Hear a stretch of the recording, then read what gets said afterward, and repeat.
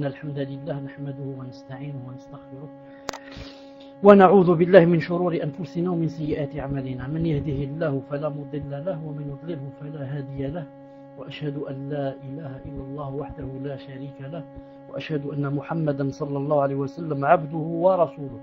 يا أيها الذين آمنوا اتقوا الله حق تقاته ولا تموتن إلا وأنتم مسلمون. يا أيها الناس اتقوا ربكم الذي خلقكم من نفس واحدة وخلق منها زوجا بث منهما رجالا كثيرا ونساء، واتقوا الله الذي تساءلون به والأرحام إن الله كان عليكم رقيبا. يا أيها الذين آمنوا اتقوا الله وقولوا قولا سديدا يصلح لكم أعمالكم ويغفر لكم ذنوبكم، ومن يطع الله ورسوله فقد فاز فوزا عظيما. ألا إن أصدق الكلام كلام الله، وخير الهدي هدي محمد صلى الله عليه وسلم، وشر الأمور محدثاتها وكل محدثة بدعة وكل بدعة ضلالة وكل ضلالة في النار. أما بعد مرحبا بكم en cette soirée du 29 Dhul Hijjah 1428, c'est-à-dire le 7 janvier 2008 bi'idna azza wa jal. Nous sommes toujours avec le livre La personnalité de la musulmane, avec le 5e cours, et le titre Inch'Allah Ta'ala c'est 22e, l'agrément d'Allah est sa principale aspiration.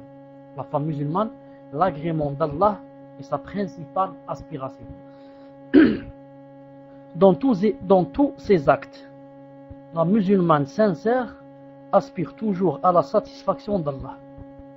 La satisfaction d'Allah Azza wa Jal est l'unique critère selon lequel elle accomplit tel acte et s'abstient d'en faire un autre.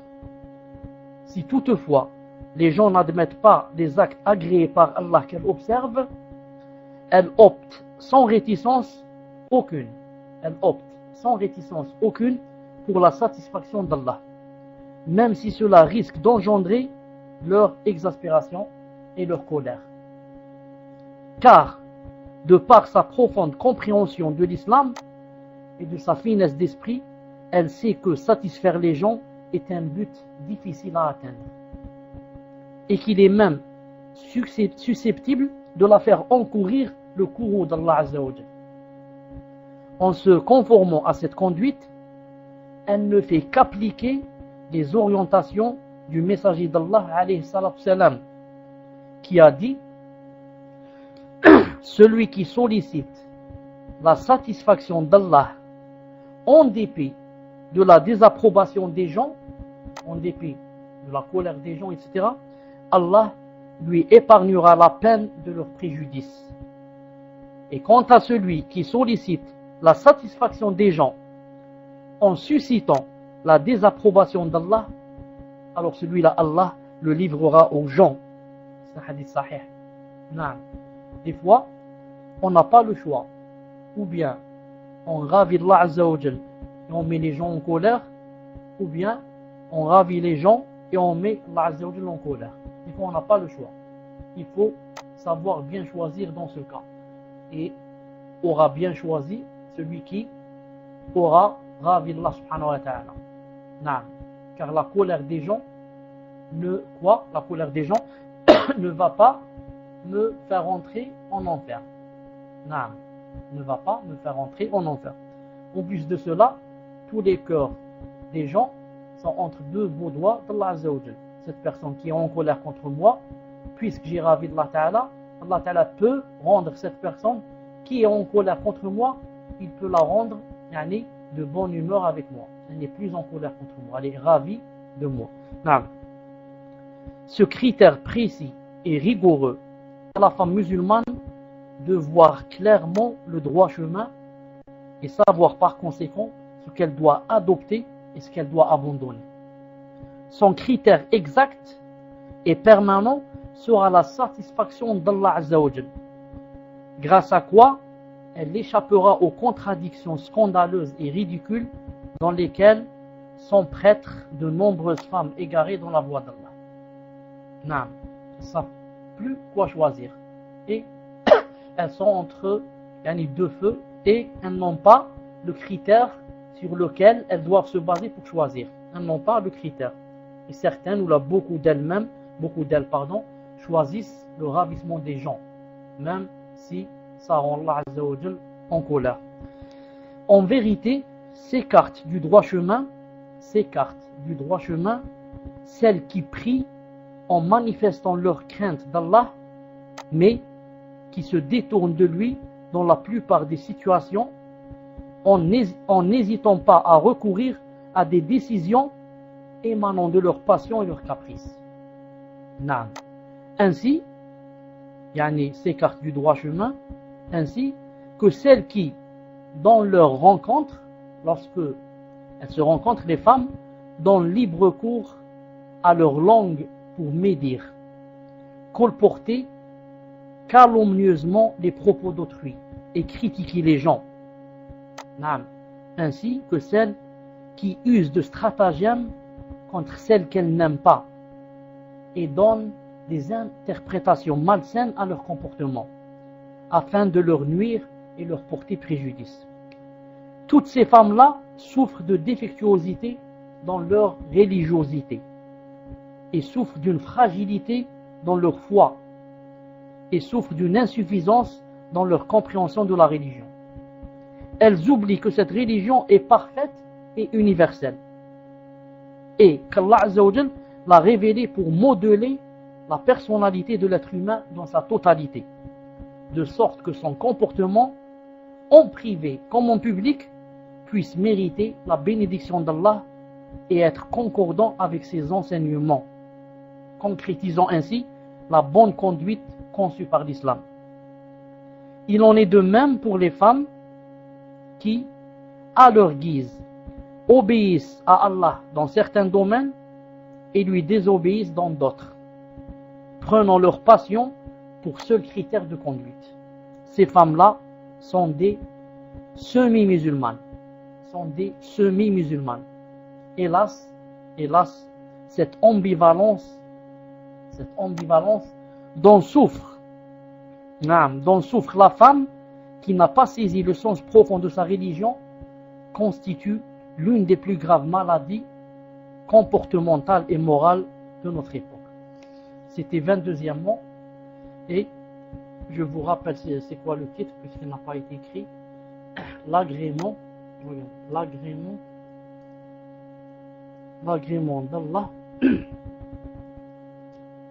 d'Allah et sa principale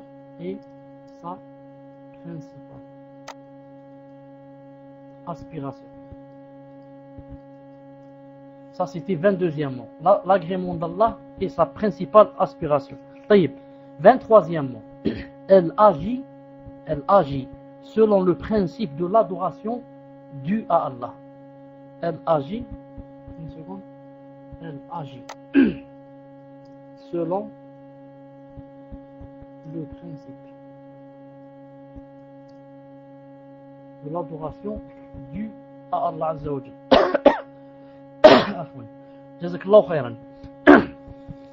La femme musulmane consciente des préceptes de sa religion. Attendez une seconde. Une seconde. Le 23e mot, pardon. Le 23e mot, on l'a lu. Maintenant, je me rappelle qu'on a lu ça et qu'on a lu aussi le 22e mot. Donc, on commence par le 24e mot. Elle s'évertue à apporter son soutien à l'islam. Elle s'évertue à apporter son soutien à l'islam. Bon, j'ai pas écrit islam, mais elle s'évertue à apporter son soutien à l'islam. Le plus noble acte que la femme musulmane puisse accomplir, c'est quoi? La contribution à établir la religion d'Allah dans la réalité. Je répète, le plus noble acte d'adoration que la femme musulmane puisse accomplir est la contribution à établir la religion d'Allah dans la réalité. Ça vient bien sûr après quoi? Après la Aqida. Elle doit œuvrer pour l'application de cette religion au niveau de l'individu, de la famille, de la société et de l'État. Une femme musulmane sincère et consciente des préceptes de sa religion ressent au fond d'elle-même un manquement aux exigences de l'adoration quand elle néglige cet aspect vital dans sa vie ainsi que dans celle de tous les musulmans. Apporter son soutien au message de l'islam et le propager est un acte de grande importance. C'est grâce à ce soutien qui contribue à la prépondérance de l'islam dans la réalité que le noble objectif pour lequel Allah Ta'ala créa les humains se réalise, à savoir, et je n'ai créé les djinns et les humains que pour qu'ils m'adorent. Allah Ta'ala a dit qu'il n'avait créé les djinns et les humains que pour qu'ils l'adorent. Les premières femmes musulmanes saisirent le sens profond de ce principe et l'assumèrent pleinement, au point que leur enthousiasme, leur courage et leur abnégation pour la cause de l'islam furent aussi intenses que chez les hommes. Et bien plus, sur ces plans, certaines de ces femmes surpassèrent les hommes. Certaines de ces femmes surpassèrent les hommes. Tel fut, à titre d'exemple, le cas de Asma bintou, l'épouse de Ja'far ibn Abi Talib, qu'Allah les agrée. Elle fut l'une des premières femmes à embrasser l'islam, dans la rude période où les musulmans étaient persécutés et opprimés. C'est d'ailleurs en raison de ces persécutions que malgré les difficultés et les dangers, elle s'exila en Abyssinie, en Éthiopie, Abyssinie autrefois, en compagnie de son mari, car elle n'avait qu'un seul mobile, satisfaire Allah et soutenir sa religion. À ce sujet, on rapporte que Omar ibn al-Khattab radiyallahu ta'ala anhu plaisanta avec elle un jour en lui disant: "Et toi, l'Abyssinienne, al-Habashiyya, et toi l'Abyssinienne, nous vous avons dévancé dans l'émigration." Parce qu'elle, elle était où? Elle était en Abyssinie. Et les Sahaba ont fait la hijra et elle n'a pas fait. C'est-à-dire la hijra de la Mecque vers Médine. Et elle était partie en Abyssinie. Bien sûr que c'est aussi une hijra. Donc Omar al-Khattab lui a dit: on vous a dévancé dans l'émigration. Car elle ne revint de l'Abyssinie qu'un peu tard, vers l'année 7 à peu près de l'Hégire. Elle répliqua: certes, tu as raison. Naam, tu dis ça. Omar al-Khattab, tu dis ça. Vous nous avez dévancé, tu as raison. Elle lui dit: tandis que vous étiez en compagnie du messager d'Allah qui nourrissait ceux qui avaient faim parmi vous et enseignait à ceux qui étaient dans l'ignorance, nous étions que des étrangers qu'on avait pourchassés de chez eux. Naam. Elle lui dit, elle veut dire le contraire, bien sûr, elle veut dire: regardez, nous, comme on était pourchassés dans un autre pays, et vous étiez là avec le prophète sallallahu alayhi wa sallam. Masha'Allah, celui qui a faim, il le nourrit. Naam, celui qui a peur, il le sécurise. Et celui qui est ignorant, il lui apprend. Et tu dis que vous étiez mieux que nous. Par Allah, elle a juré, par Allah, j'irai voir le messager d'Allah alayhi salatu salam, pour lui faire part de ce que tu viens de dire. Elle alla donc voir le prophète alayhi salatu salam et lui dit: ô messager d'Allah, certaines personnes cherchent à nous dénigrer en prétendant que nous ne faisons pas partie des premiers émigrés. Certaines personnes, elles parlent d'Omar al-Khattab, cherchent à nous dénigrer en prétendant que nous n'avons pas fait la hijra comme vous. Il lui répondit sallallahu alayhi wa sallam: bien au contraire, vous avez le mérite de 2 émigrations. Vous avez émigré en Abyssinie alors que nous sommes restés à la Mecque. Puis, après cela, vous avez émigré à Médine pour me rejoindre. Hadithun sahih. Donc, le prophète sallallahu alayhi wa sallam lui a montré quoi? C'est exactement le contraire de ce qu'a dit Omar al-Khattab radiyallahu ta'ala anhu. C'est-à-dire que vous qui êtes partis en Éthiopie, vous avez chez Allah subhanahu wa ta'ala deux hijras. La première de sortir de la Mecque et la deuxième de venir de l'Abyssinie, de l'Éthiopie, de faire la hijra vers Médine. Asma avait bien agi en établissant la preuve sur le mérite des premiers émigrés vers l'Abyssinie. Elle obtint ainsi la reconnaissance pour ce noble groupe de croyants. Donc, en parlant ainsi au prophète sallallahu alayhi wa sallam, qu'est-ce qu'il a lu? Il a lu la tazkiya. Il a fait déjà une grande tazkiya pour ceux et celles qui sont partis vers l'Abyssinie. Naam. Et la mention de mérite des deux émigrations qu'ils ont effectuées. Maintenant, subhanallah al-azim, en parlant au prophète sallallahu alayhi wa sallam, il lui a donné une autre récompense, une autre tazkiya, c'est quoi?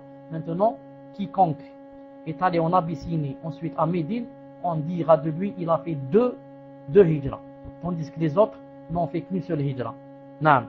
Et c'est un grand honneur que d'avoir bénéficié de ce mérite qui traduit leur empressement à soutenir le prophète alayhi salam et la cause de l'islam en quittant proche et demeure. Autre exemple. Lors du serment d'allégeance de l'Aqaba qui eut lieu de nuit, dans la plus grande discrétion et qui engendra un grand soutien au messager d'Allah, sallallahu alayhi wa sallam, la femme marqua sa présence. Naam, délégation des Ansar, les Médinois, il y avait deux femmes qui ont fait cette allégeance. Deux femmes connues par leur sagesse, leur mérite et leur haut rang. La première, Nusayba bintu Ka'b al-Maziniya. La deuxième est Mani'a, Asma bint Amr Sulamiya. La mère de qui? La mère de Mu'adh ibn Jabal, radiyallahu ta'ala anhu. Il a dit, la seconde, la mère de Mu'adh ibn Jabal, a eu aussi le mérite de participer à la bataille de Khaybar, en compagnie du prophète alayhi salam, où elle fit preuve de courage exemplaire et digne d'éloge. Encore un exemple, celui de Ruqayya bintu Sayfi. Quand le prophète sallallahu alayhi wa sallam proclama son message en appelant au tawhid pur et à abandonner l'idolâtrie, les kuffars, les polythéistes de Quraysh s'opposèrent farouchement à son appel et complotèrent pour l'assassiner de nuit dans sa maison. Par précaution, les ennemis, les conspirateurs, convinrent de garder leur plan au secret jusqu'à l'heure de l'exécution. Cependant, une femme, pourtant âgée de plus de 100 ans, découvrit leur complot. Cette femme fut Ruqayqa bintu Sayfi. Ni la vieillesse, ni le dépérissement qu'elle lui occasionne ne l'empêchèrent d'avertir le prophète alayhi salam. En faisant un effort sur elle-même, elle alla le voir et lui fit part du complot manigancé par ses ennemis. Suite à quoi, il décida, sallallahu alayhi wa sallam, d'émigrer vers Médine, afin de dissuader les comploteurs qui assiégeaient sa maison de le suivre et leur faire croire qu'il y était toujours. Il demanda à son cousin Ali ibn Abi Talib radiyallahu ta'ala anhu, de le remplacer dans la couche. Puis il quitta la Mecque discrètement, la cité qu'il aimait le plus. Voir Isaba fi Tamyiz Sahaba, volume 7, page 35. Quel service considérable rendu par cette femme auguste à l'islam et aux musulmans. Et quel effort déployé pour sauver la vie du messager d'Allah, sallallahu alayhi wa sallam, alors qu'il traversait l'une des périodes les plus sombres et affrontait l'une des plus graves situations. Le soutien des premières musulmanes à la cause de l'islam ne s'arrêta pas à ce stade. Quand le messager d'Allah, alayhi salam, avait quitté la Mecque accompagné de Abu Bakr, et une fois loin des regards, dans la caverne située au sommet du mont Thawr, une jeune fille leur apportait nourriture et eau et les informait des agissements de leurs poursuivants. Cette jeune fille, c'était qui? Asma bintu Abi Bakr Siddiq radiyallahu ta'ala anha, la sœur de Aïcha, la sœur de notre mère Aïcha, quoique elles ont le même père, Abu Bakr Siddiq, mais n'ont pas la même mère. Donc ce sont des sœurs de père. Cette jeune musulmane, Asma, unique en son genre, traversait au cœur de la nuit la longue distance qui sépare la Mecque du mont Thawr pour accomplir sa mission. Ni le chemin désert et accidenté, ni même la présence des ennemis ne m'en dissuadèrent. Elle savait qu'en aidant le prophète alayhi salam et son compagnon à arriver sains et saufs à Médine, elle apportait son soutien à la cause de l'islam. Alors chaque jour, elle entreprenait cette difficile mission en marchant discrètement et prudemment, puis en escaladant le mont jusqu'au lieu où se trouvait le prophète sallallahu alayhi wa sallam et son compagnon Abu Bakr radiyallahu ta'ala anhuma, pour les approvisionner en nourriture et leur fournir les informations nécessaires avant de retourner la nuit même à la Mecque. Cette mission, dont même les hommes les plus braves s'avèrent parfois incapables d'accomplir, ne fut pas le seul acte de soutien que Asma radiyallahu ta'ala anha, apporta à la cause de l'islam et de son prophète. Elle dut confronter une rude épreuve quand certains polythéistes kuffars l'assiégèrent, puis l'interrogèrent sur l'endroit où se trouvait son père. Abu Bakr, on ne voit plus ton père. Où est Abu Bakr Siddiq? On ne le voit plus. Ils savent que c'est l'ami intime du prophète sallallahu alayhi wa sallam. Et quand elle nia le savoir et fit semblant de n'être au courant d'aucune de ces nouvelles, là vous savez que là c'est un des endroits où il est permis de mentir. Imaginez qu'elle dise je sais où il est. Il est avec le prophète alayhi salam dans la montagne Thawr. Ici, elle est obligée même de mentir. Obligée, je dis. C'est pas seulement permis. Obligée. Naam. Alors, car Ibn Hazm rahimahullah a dit, si quelqu'un vient te dire où est X, et tu sais que si tu lui montres où il est, il va le tuer. Il t'a dit où est X, avec quoi? Un revolver dans sa main, ou un poignard. Tu dis où est X.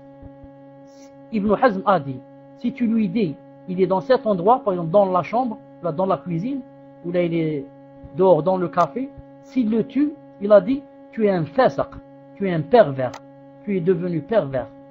Subhanallah al-Azim. Imagine, une personne simple. Imagine, tu dis où est le prophète sallallahu alayhi wa sallam pour qu'il aille le tuer. Subhanallah al-Azim. Donc, quand elle nia le savoir et fit semblant de n'être au courant d'aucune de ces nouvelles, alors ils se montrèrent plus sévères avec elle.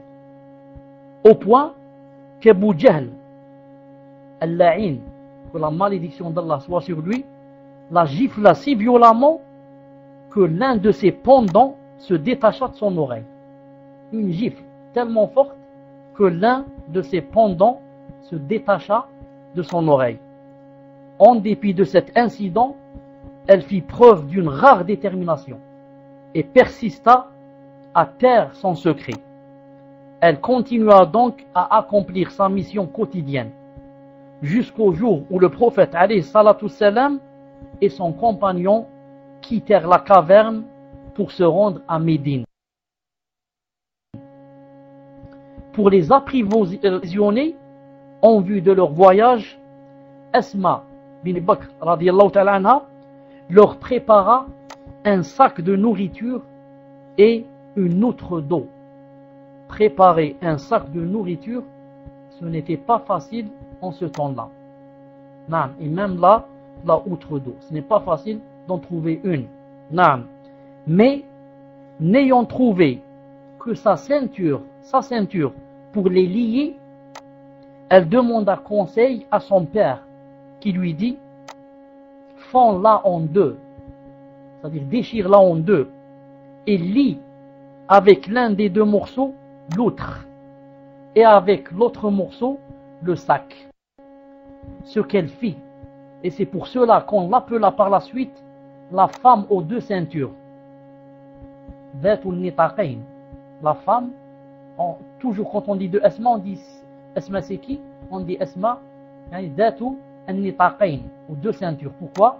Elle a déchiré sa ceinture en deux et a lié avec un morceau le sac, et avec l'autre, qu'est-ce qu'elle a lié?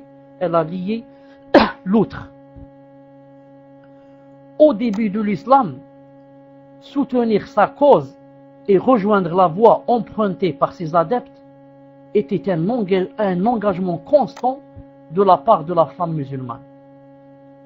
La douceur de la foi affluente qui emplissait les cœurs des premières musulmanes, ce qu'elle avait, halawat al-iman et khushu' dans le cœur, etc., était telle qu'elle ne supportait plus de demeurer dans des territoires dominés par le kufr et la mécréance, loin de la lumière de l'islam et de sa bienveillance.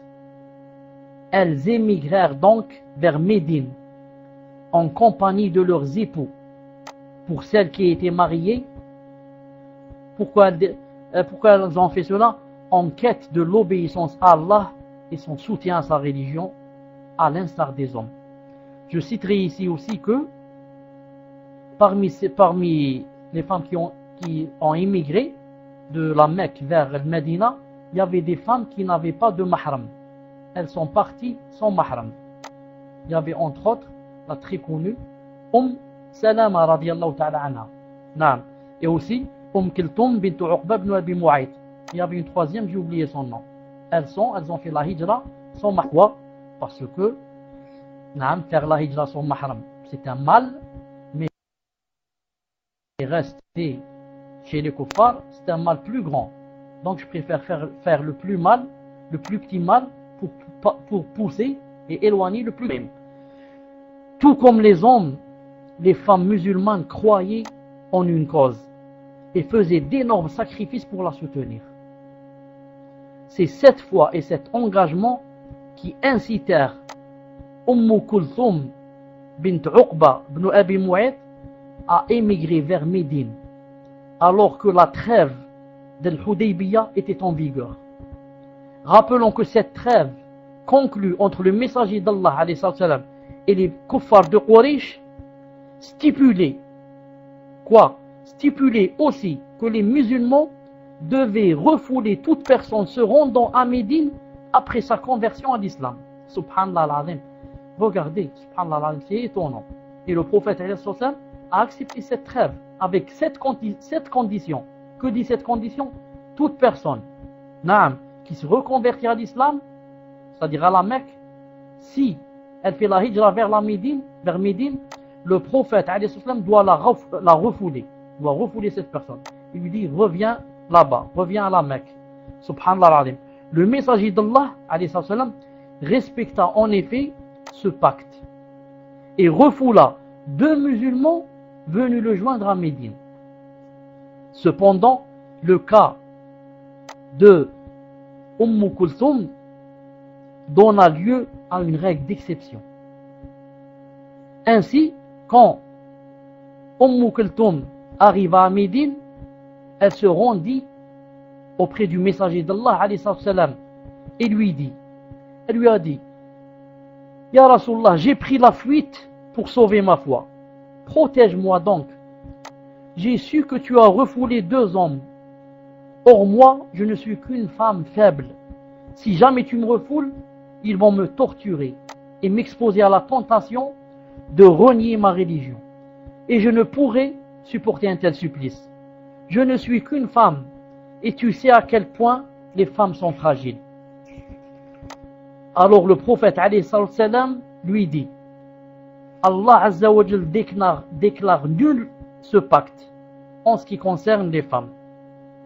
Naam.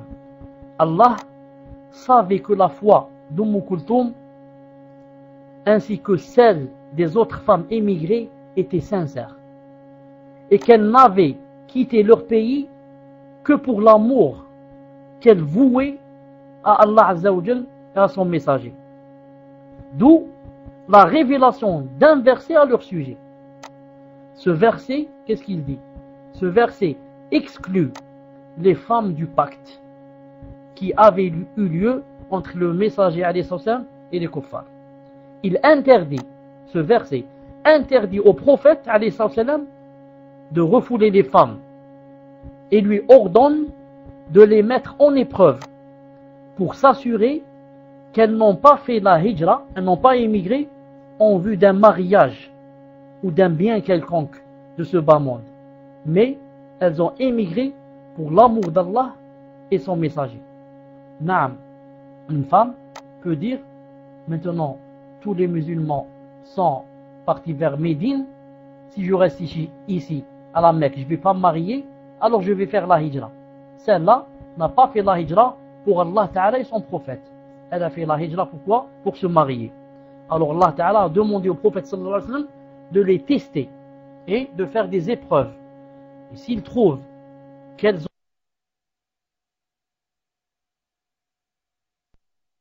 ont fait la hijra pour Allah Ta'ala et son prophète, dans le Coran 10, surat 60, verset 10, il a dit: Ô croyants, croyantes viennent à vous en émigré, éprouvez-les, faites-leur des tests.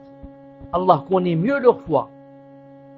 Et si vous constatez qu'elles sont croyantes, ne les renvoyez pas. Elles ne sont pas licites en tant qu'épouses pour eux. Et eux, les mécréants, non plus, ne sont pas licites en tant qu'époux pour elles. Non. Parmi les femmes de mérite qui furent les premières à soutenir l'islam et son messager, il y a aussi Ummul Fadl Lubaba bintul Harith, la sœur germaine de la mère des croyants Maymuna bintul Harith. La sœur germaine de notre mère Maymuna bintul Harith, qui est l'une des épouses du prophète sallallahu alayhi wa sallam. Celle-là, c'est sa sœur germaine. Elle s'appelle Ummul Fadl Lubaba bintul Harith. C'est elle qui fut la deuxième à se convertir en islam, à l'islam, après Khadija radiyallahu ta'ala anha. Et elle apporta un grand soutien au messager d'Allah. Donc, apprenez cette chose qui est nouvelle. Si jamais on vous demande quelle est la deuxième femme à avoir embrassé l'islam, quelle est la deuxième? La première, tout le monde vous dira, c'est Khadija bint Khuwaylid. Naam. La première, tout le monde le connaît. Mais dites-moi quelle est la deuxième? La deuxième à embrasser l'islam. Peut-être que beaucoup ne trouveront pas la réponse. Et la deuxième, c'est qui? C'est celle que je viens de citer maintenant, Ummul Fadl Lubaba bintul Harith. Bon, si on enlève sa kunya, son nom c'est quoi? C'est Lubaba. Lubaba, la fille de qui? Bintul Harith. Et elle a une sœur, sa sœur c'est qui? C'est l'une des épouses du prophète sallallahu alayhi wa sallam qui s'appelle Maymuna bintul Harith. Ummul Fadl était l'épouse de qui? Était l'épouse de l'Abbas ibn Abd al-Muttalib, l'oncle paternel du prophète alayhi salam. Et à l'opposé, on a qui? On a Jamil bintu Harb, l'épouse d'un autre oncle du prophète alayhi salam, qui s'appelle qui? Abu Lahab. Abu Lahab, le grand ennemi d'Allah, c'était qui? C'était l'oncle du prophète sallallahu alayhi wa sallam. Sa femme s'appelait qui? Jamil. Naam. Et un deuxième oncle qui s'appelait l'Abbas ibn Abd al-Muttalib avait une deuxième femme, avait une femme qui s'appelait Ummul Fadl, dont on vient de parler. Naam. Lubaba bintul Fadl. Donc, taïb. Et Abu Jahl, qu'est-ce qu'il avait? Pardon, Abu Lahab, il avait une femme qui s'appelait Jamil. Celle-là, Jamil, selon la description du Coran, elle sera la porteuse de bois et aura au cou une courde de fibres en raison du tort qu'elle causait au messager d'Allah. Lorsqu'Allah Ta'ala a dit Tabbat yada abi lahab wa tab ma aghna anhu maluhu wa ma kasab وَمْرَأَتُهُ حَمَّالَةَ, et dans une autre version حَمَّالَةُ حَمَّالَةَ الْحَطَبِ فِي جِيدِهَا حَبْلٌ مِّن مَّسَدٍ. Il parlait d'elle, Umm Jamil. Naam. Alors que, naam, on a dit ça. Donc, naam. Alors que l'autre est l'une des premières femmes qui s'empressèrent, c'est-à-dire Lubaba bint al-Fadl, est l'une des premières femmes qui s'empressèrent de porter leur soutien au prophète sallallahu alayhi wa sallam et se montrèrent prêtes à tous les sacrifices pour le triomphe de la religion d'Allah Azza wa Jal, durant la période qui fut la plus pénible et la plus éprouvante pour les premiers musulmans. Vous savez sûrement que celui qui fait quelque chose pour l'islam, s'il le fait sincèrement, qu'il aura beaucoup de quoi? Beaucoup de récompenses. Mais que celui qui fait quelque chose pour l'islam, dans les moments les plus difficiles, qu'il aura beaucoup plus de récompenses que celui qui a fait quelque chose dans les moments, les moments aisés, les moments faciles. Et c'était quand les moments les plus difficiles? C'était les premiers temps de l'islam, les premiers temps où ils étaient oppressés, opprimés, chassés, expulsés. Là-bas, si quelqu'un peut faire quelque chose, c'est qu'il aura vraiment de grandes récompenses. Sur ordre du messager d'Allah sallallahu alayhi wa sallam, Umm al-Fadl et son époux l'Abbas dissimulaient leur conversion à l'islam. Cette décision sage et mûrement réfléchie visait à ce qu'ils puissent découvrir les stratagèmes secrets des kuffars et l'en informer. Quand la bataille de Badr entre les musulmans et les polythéistes eut lieu, les nouvelles affirmant la défaite des kuffars parvinrent à la Mecque, afin d'éviter la malveillance des polythéistes, notamment Abu Lahab, qui affichait une haine singulière envers Muhammad alayhi salam, ainsi que ses compagnons et son message. al-Fadl conseilla à ses enfants et à son servant Abu Rafi' d'être discrets et de ne pas manifester ouvertement leur joie pour la défaite des kuffars. Naam, on est à la Mecque, elle dit ne montrez pas la joie des musulmans, qu'ils ont gagné la bataille. Naam, laissez ça dans votre cœur, c'est tout, car vous risquez d'avoir de grands problèmes. Cependant, Abu Rafi', son servant, ne put dissimuler sa joie, ce qui lui attira l'agression d'Abu Lahab, qui, l'ayant remarqué, qu'il était joyeux, etc., fut pris de colère et le frappa sous les yeux d'Umm al-Fadl. Et là, Umm al-Fadl, telle une lionne, bondit sur lui et lui dit: tu abuses de la faiblesse, tu abuses de sa faiblesse en l'absence de son maître.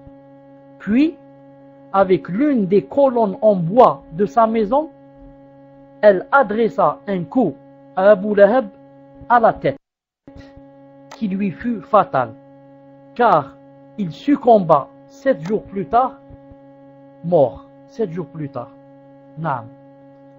Et ce Abu Lahab, dont ici il a dit qu'il est mort en succombant à ses blessures, frappé par qui? Frappé par al-Fadl, la Biba. Naam.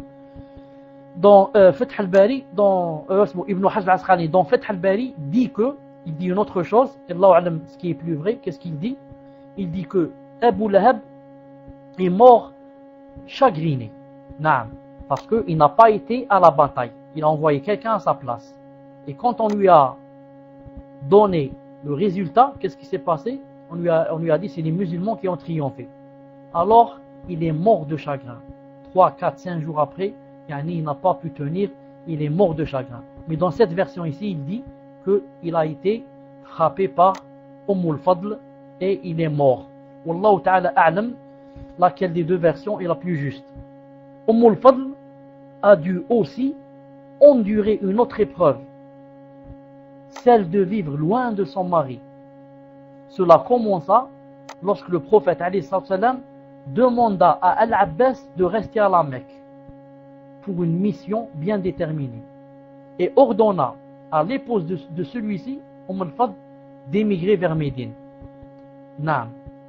Je crois que c'est la troisième qui est sortie aussi donc son mahram. Cette séparation fut longue, pénible et insupportable. Cependant, al-Fadl fit montre de patience et de résignation grâce à la prière et au jeûne. Elle attendait son arrivée d'un jour à l'autre, mais il s'attarda longtemps à la Mecque. Il fut même le dernier croyant à quitter la Mecque pour émigrer vers Médine. Durant cette longue absence, la seule consolation al-Fadl était de constater que son fils, Abdullah, était attaché à la compagnie du prophète alayhi salam. Cette compagnie lui permit d'acquérir plus de connaissances religieuses qui illuminèrent son cœur et son esprit. Pendant ce temps-là, al-Fadl ne savait pas qu'elle avait rendez-vous avec l'histoire et qu'elle était la mère de celui qui allait devenir l'interprète du Coran.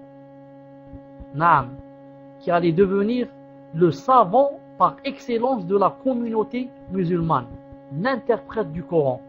Abdullah ibn Abbas, radiyallahu ta'ala anhuma. Naam, elle ne savait pas qu'allait devenir Abdullah, elle ne savait pas naam, quel rang allait avoir celui-ci, et bien sûr avec lui sa mère. Dans un autre registre, celui du martyr, nous citerons le cas exemplaire d'une autre femme qui fut parmi les premières à embrasser l'islam, Soumayya, radiyallahu ta'ala anha, la première femme qui est morte en martyr, comme vous le savez, mère de Ammar ibn Yasir, radiyallahu ta'ala anhu.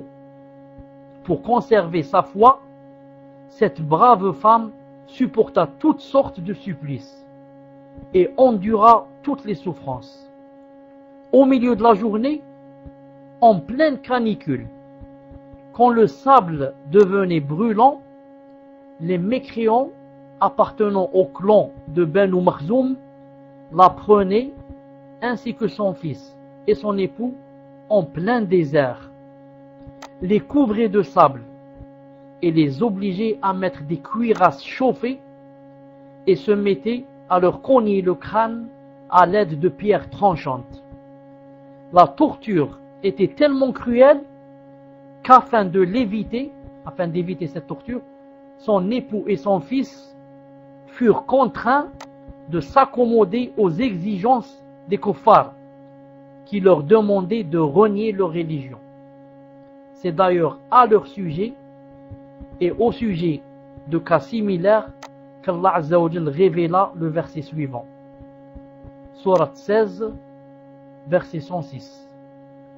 Celui qui renie Allah après avoir cru, entre parenthèses, sauf celui qui a été contraint alors que son cœur demeure plein de sérénité à la fois. Mais ceux qui ouvrent délibérément leur cœur à la mécréance, sur eux le courroux d'Allah s'abattra et un terrible châtiment les atteindra. Donc, Allah Ta'ala l'a montré dans ce verset très clairement.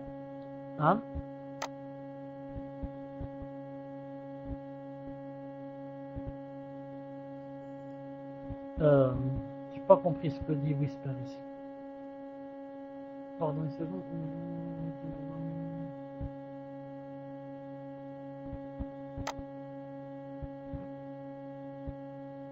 Naam.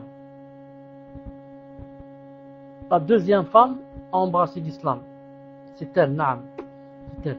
Taïb. Donc ce verset vient de montrer quoi? Vient de montrer que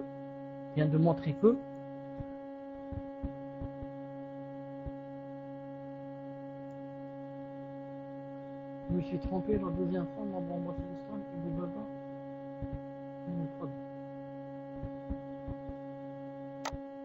Qu'est-ce que c'est écrit donc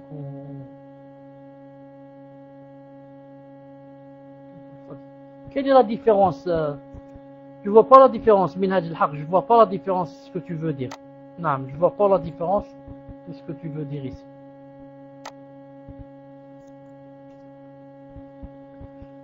Je disais que, non,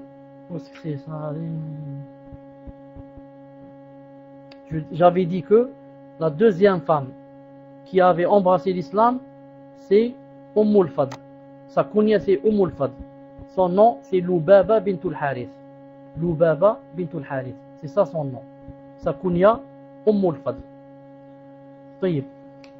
J'avais dit que Allah Ta'ala a fait descendre un verset pour montrer que si quelqu'un est contraint à ce qu'il dise des choses qui vont à l'encontre de l'islam, ou à faire des choses qui vont à l'encontre de l'islam, si dans son cœur il a le cœur serein, masha'Allah, et le cœur apaisé, le cœur affermi, Allah Ta'ala ne lui comptera pas ça comme du kufr.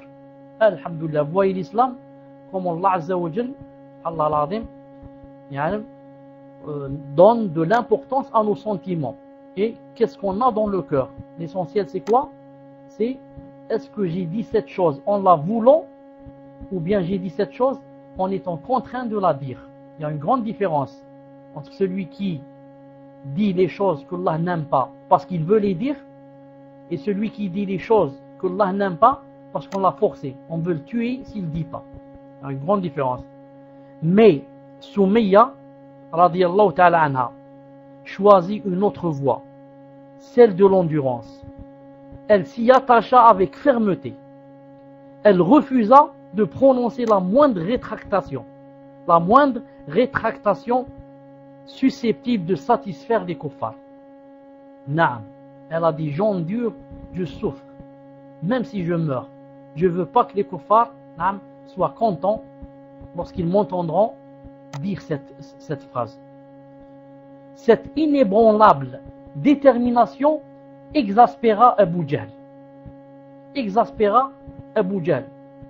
Qui n'hésitait pas, qui n'a pas hésité, Adoullah, qui n'a pas hésité à user de sa lance pour la tuer en toute lâcheté. Naam. Abu Jahl, subhanallah al-azim, n'a pas résisté. Naam. Quand il a vu comme ça, toute souffrante, il ne restait rien d'elle, et elle ne veut pas dire, elle ne veut pas insulter l'islam, elle ne veut pas insulter Allah, elle ne veut pas insulter le prophète sallallahu alayhi wa sallam. Au point où il n'a trouvé d'autre solution que d'user sa lance et de la frapper avec sa lance pour la tuer. Naam. Et tout le monde sait que cet ennemi d'Allah, Adoullah, a encore choisi ses parties intimes pour enfoncer sa lance. Subhanallah. Il n'a même pas frappé au milieu du cœur. Il l'a frappé dans cet endroit, subhanallah, tellement quoi? Tellement il déteste l'islam.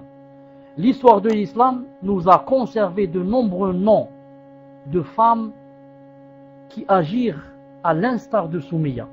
Des femmes qui, pour soutenir la cause de l'islam, endurèrent même plus que ce qu'elle a enduré. Ce sont des femmes qui ne manifestèrent aucune faiblesse, ne firent aucune concession à leurs bourreaux et ne succombèrent pas jusqu'à les supplier d'avoir pitié d'elles. Bien au contraire, elles se montrèrent endurantes, satisfaites même, et ne firent aucune concession au détriment de leur foi, car elles escomptaient sincèrement la récompense d'Allah.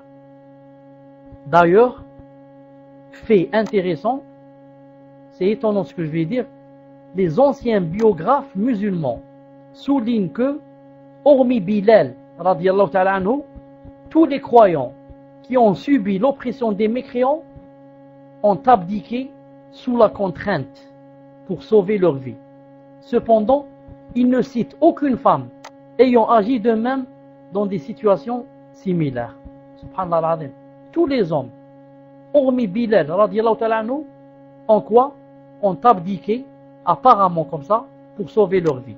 Ils ont insulté ou ils ont fait n'importe quoi. Moi-même, je sauve ma vie car c'est permis. Mais aucune femme n'a accepté ou bien n'a usé de cette quoi, de cette permission.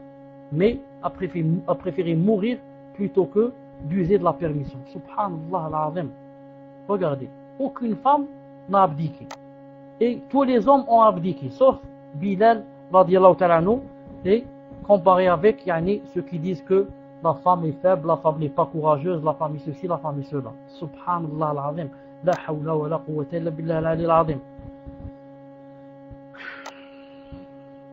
Il y eut donc, au cours de l'histoire musulmane,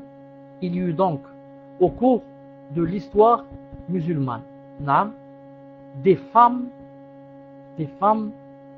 attendez où je suis, des femmes appartenant à un type unique en son genre.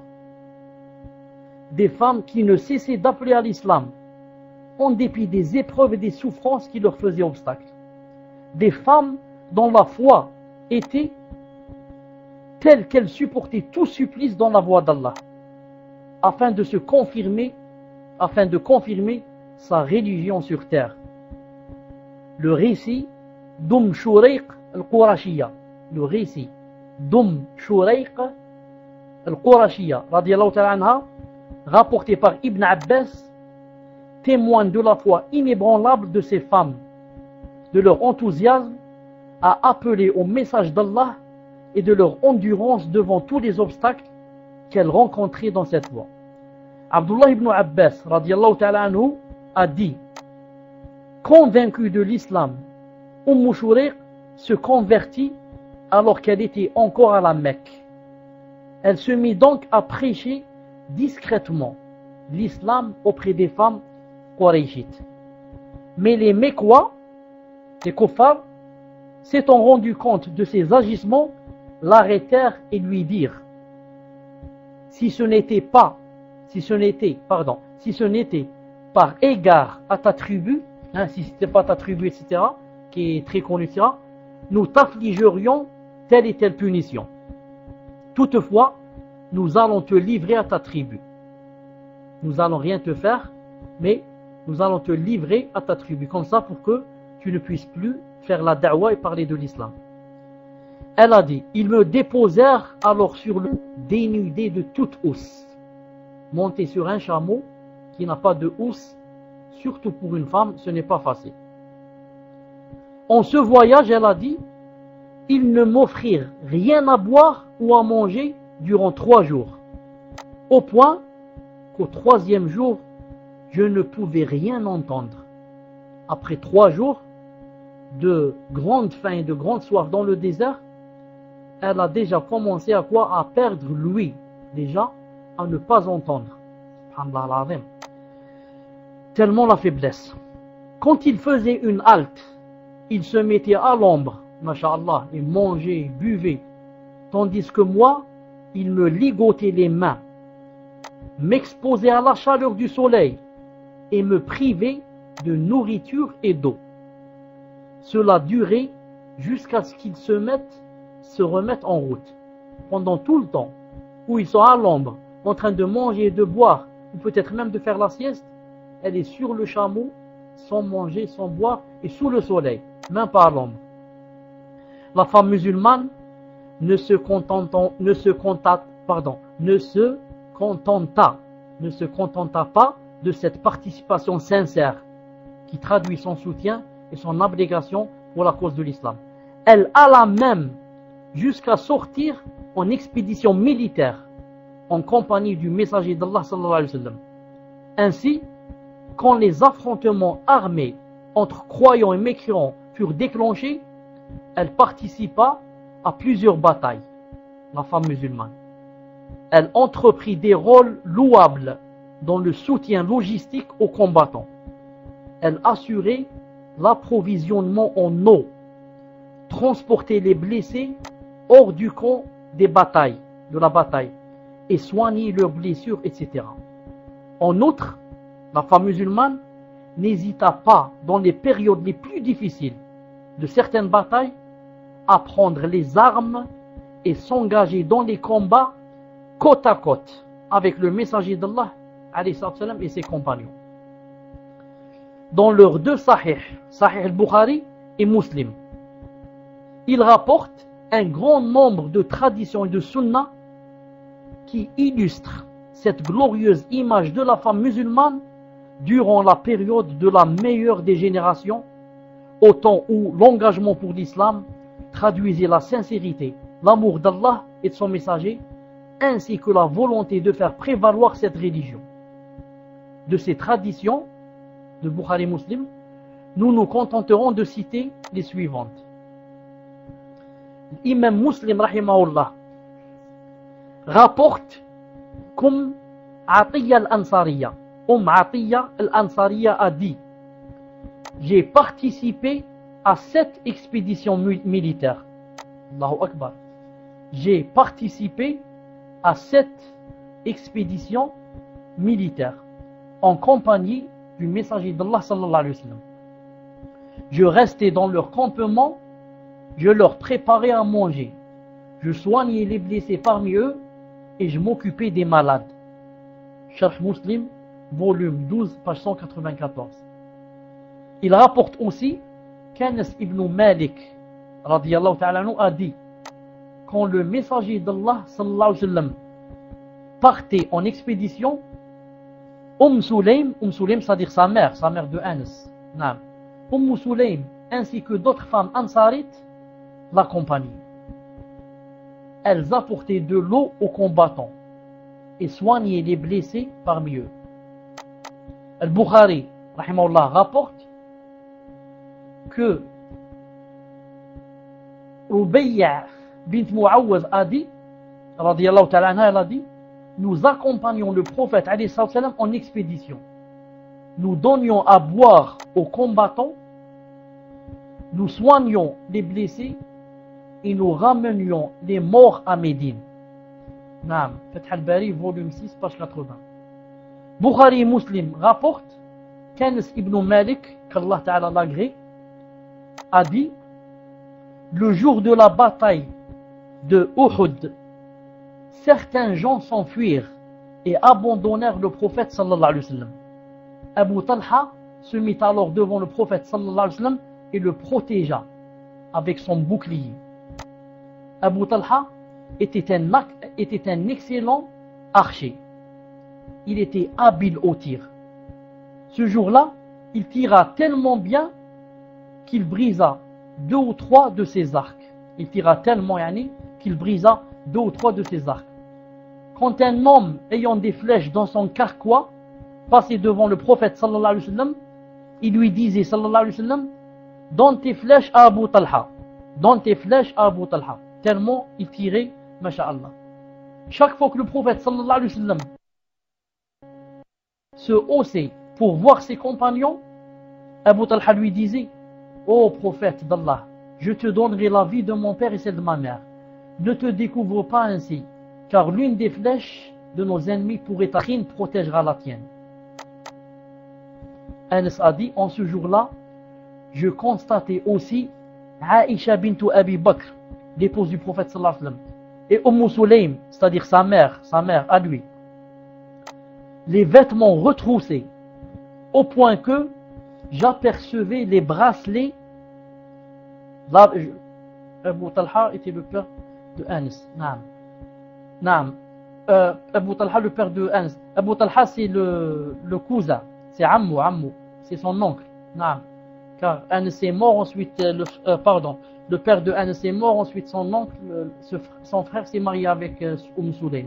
En ce jour-là, il a dit: j'ai aperçu Aïcha bint Abi Bakr et ma mère Sulaym, les vêtements retroussés, au point que j'apercevais les bracelets qu'elles avaient autour des chevilles.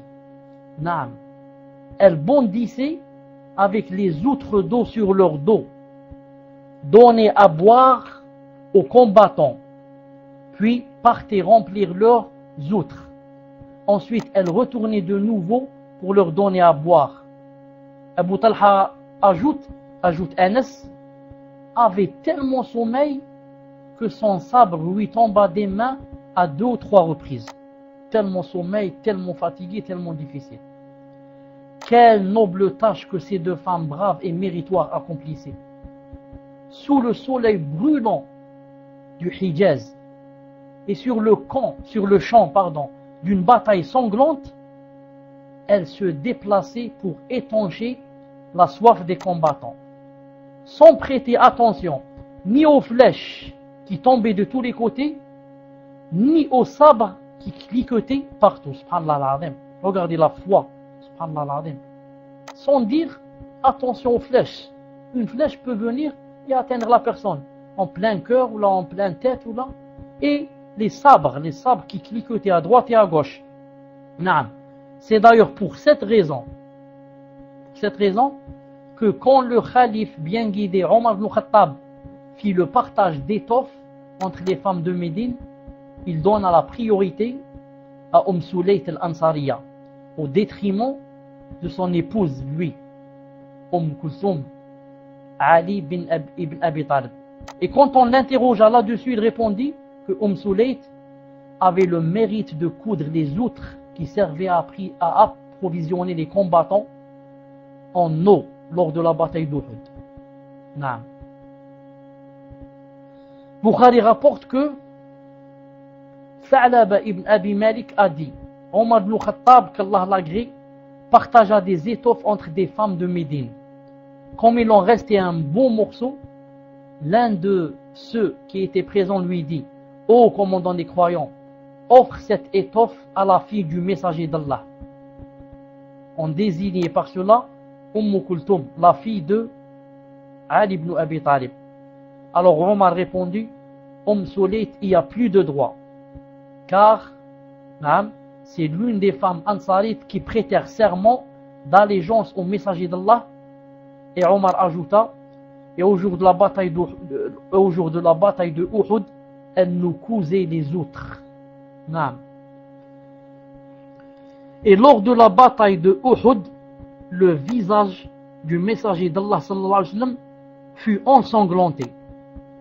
Sa joue et sa lèvre supérieure furent blessées. Et il avait, sallallahu alayhi wa sallam, une incisive brisée. C'était sa fille, Fatima, radiyallahu ta'ala anha, qui lavait ses blessures, pendant que Ali lui versait de l'eau. Puis, voyant qu'il ne faisait qu'accroître l'effusion du sang, alors Fatima, radiyallahu ta'ala anha, prit un morceau de natte,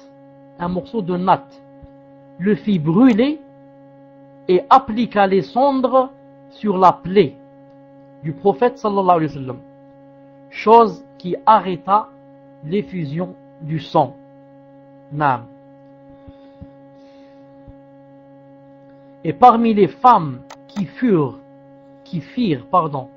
preuve de détermination et d'endurance lors de la bataille de Uhud, nous citerons Safiya bint Abd al-Muttalib, radiyallahu ta'ala anha, la tante paternelle du prophète sallallahu alayhi wa sallam.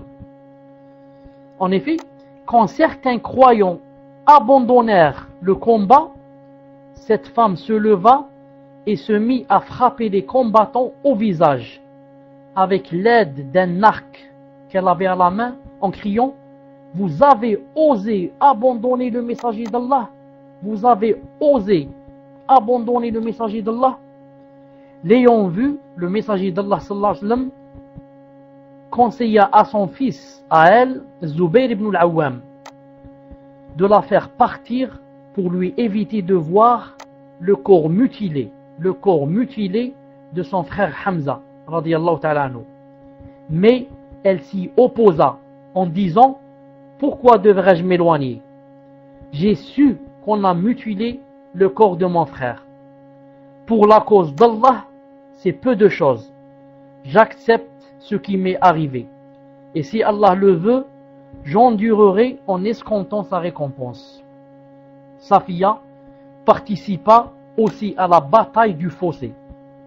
Lors de cette bataille, elle était dans la forteresse de Hassan ibn Thabit. Et quand le messager d'Allah sallallahu alayhi wa sallam quittait Médine pour affronter l'ennemi, il avait l'habitude d'y laisser ses épouses et les femmes appartenant à sa famille, car c'était l'une des forteresses les plus inaccessibles de cette cité. Alors que Safiya y était, elle remarqua qu'un juif rôdait autour. Elle dit alors à Hassan, « Oh Hassan, ce juif n'arrête pas de rôder autour de la forteresse, et rien ne nous assure qu'il n'ira pas divulguer notre refuge aux autres juifs qui profiteraient de l'absence du messager d'Allah et de ses compagnons. Descends donc le tuer, qu'Allah te pardonne. » Ô fille de Abd al-Muttalib, lui répliqua Hassan, tu sais très bien que je ne suis pas habitué à ce genre d'acte. Alors, ayant entendu ces paroles, Safiya prit une barre en bois, descendit de la forteresse et frappa le juif d'un coup qui mit fin à ses jours. Elle le frappa d'un coup, il tomba mort sur le coup. Alors que l'homme a dit, je ne peux pas faire cette chose, je ne suis pas habitué, et subhanallah al-azim, la femme fit cette tâche. Ensuite, elle regagna la forteresse et dit à Hassan, descends récupérer ses dépouilles. Le fait qu'il soit un homme m'empêche de le faire. Mais Hassan lui répondit, je n'ai aucun besoin de ses dépouilles, ô fille de Abd al-Muttalib. Naam. Hormis cet acte héroïque, Safiya a eu également l'honneur de participer à la bataille de Khaybar. Entre toutes les femmes qui participèrent à la bataille d'Uhud, celle qui se distingua le plus fut Ammara, Nasiba bint Ka'b al-Maziniya. Au début de cette bataille, les musulmans avaient le dessus sur leurs ennemis. À l'instar des autres combattantes, Ammara donnait alors à boire aux combattants et soignait les blessés d'entre eux. Mais cette domination ne dura pas longtemps et la victoire faillit se transformer en défaite en raison de la joie anticipée des lanceurs qui les mena à quitter leur poste et négliger ainsi les instructions du prophète sallallahu alayhi wa sallam.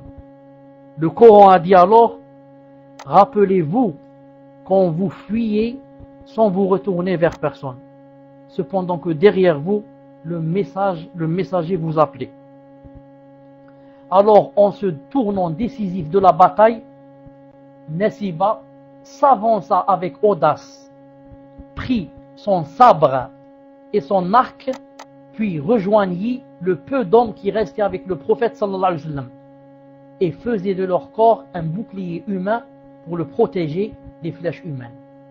À chaque fois qu'elle sentait le danger menacer le prophète sallallahu alayhi wa sallam, elle s'empressait de le défendre, au point qu'il remarqua son héroïsme et en témoigna plus tard en disant, je ne me retournais à droite ou à gauche qu'elle combattait pour me défendre sallallahu alayhi wa sallam. En cette situation difficile, elle manifesta un héroïsme unique. On rapporte que son fils a dit, ce jour-là, ça au bras gauche, un homme de grande taille, aussi grand qu'un dattier, m'atteignit par sa flèche, puis s'en alla et ne revint plus à moi. Voyant que le sang ne cessait pas d'effuser, le messager d'Allah sallallahu alayhi wa sallam me dit, bande ta blessure. Naam. Alors ma mère, c'est-à-dire Nasiba, qui avait préparé des bandes pour panser les blessures et les avait mises sous sa ceinture, vint me trouver, prit l'une d'entre elles et me la noua autour du bras. En ce moment, le prophète sallallahu alayhi wa sallam était debout, en train de nous regarder. Ensuite, ma mère me dit, lève-toi et va combattre l'ennemi.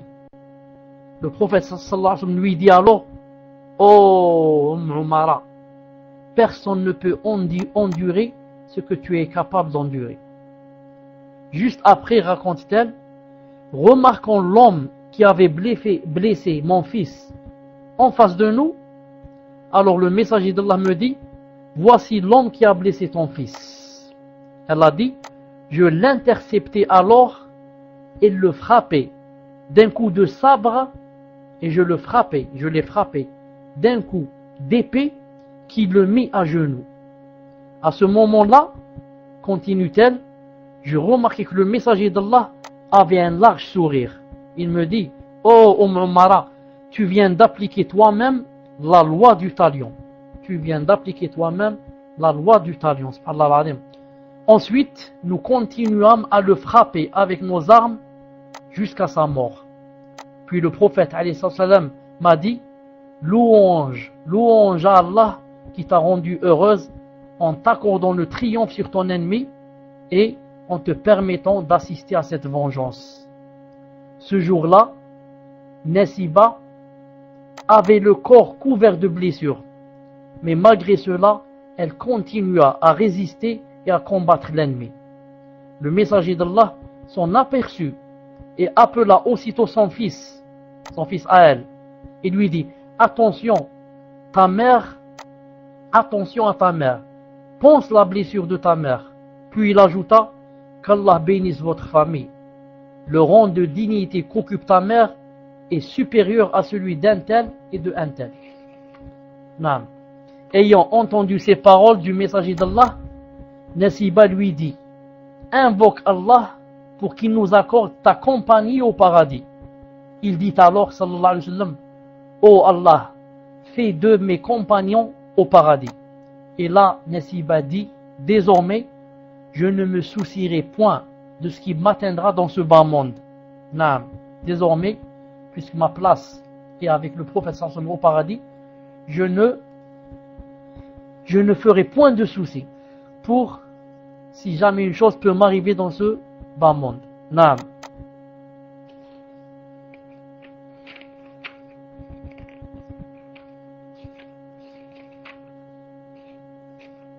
طيب.